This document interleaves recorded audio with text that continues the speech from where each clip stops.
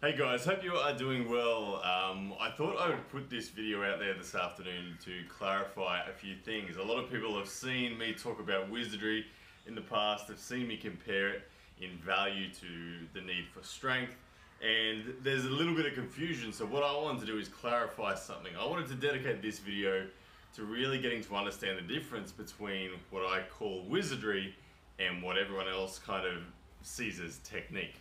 Technique versus Wizardry. So Wizardry is very different to technique. Technique, let me first define that. For me, technique is simply understanding the basics of movement. Not even necessarily the basics, but understanding how to move relative to your own body.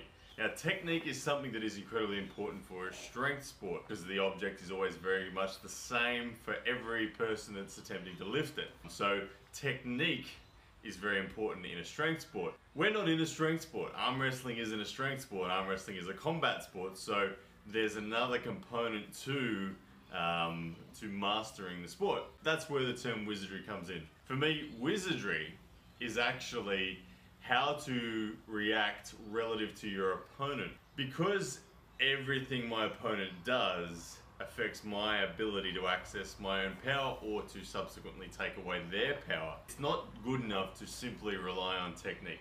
Having sound technique is always going to be good. I had a conversation online today that was talking about, someone was debating saying that, look, arm wrestling is a strength sport. No matter what you do, no matter how much technique you teach Ariana Grande, she's not going to be able to open my hand. And I agree with that. No amount of technique and even wizardry is going to make Ariana Grande be able to open an arm wrestler's hand. But my response to that was, but she would certainly flash pin Beyonce. So of course there is a limit to how much value technique and wizardry can provide, but to deny that there is value in that is kind of shooting yourself in the foot. At the end of the day, if two people are the same strength, if the horsepower is the same, it's going to come down to execution.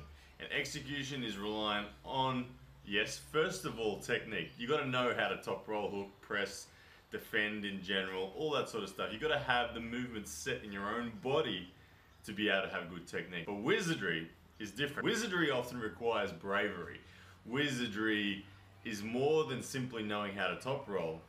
It's knowing when to top roll. It's knowing when to hook. It's knowing when to ease up on your pressure and open up a trap. It's knowing when to react to your opponent's traps and when not to react. Wizardry, to me, is more linked to the concept of awareness and more focused on being aware of what your opponent is actually trying to do, being able to read their game plan and subsequently go around it. John Brzenk, I've heard John Brzenk say that the biggest weapon that he considers was his awareness. When he grips someone, he said that he could feel everything that they wanted to do, all from a grip, all from a neutral grip as well.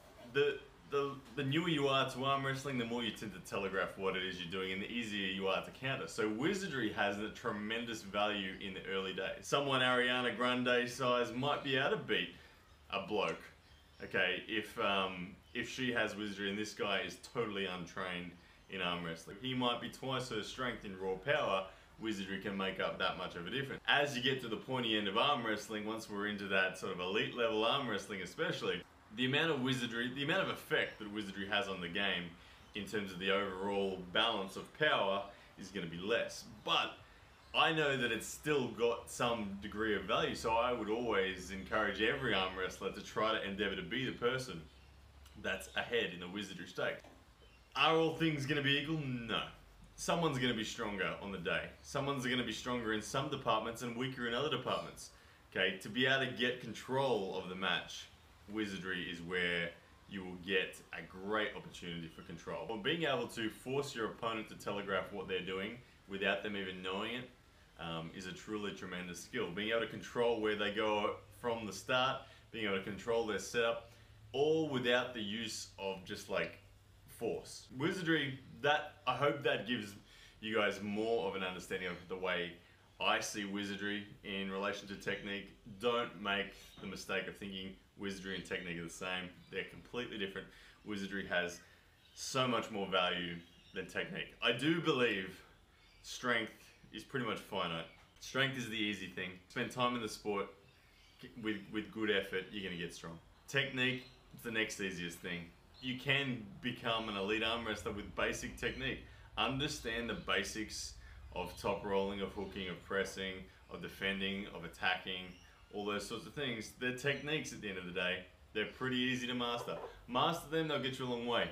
But wizardry, it's an infinite resource. Only one person in any combat situation is going to be more aware than the other person. So you want to be that person, because even if it only gives you 1% extra leverage, okay, 1% makes all the difference in this sport. Alright guys, thanks for tuning in. Hit like and share for me. It'd mean the world to me. Alright, see you guys.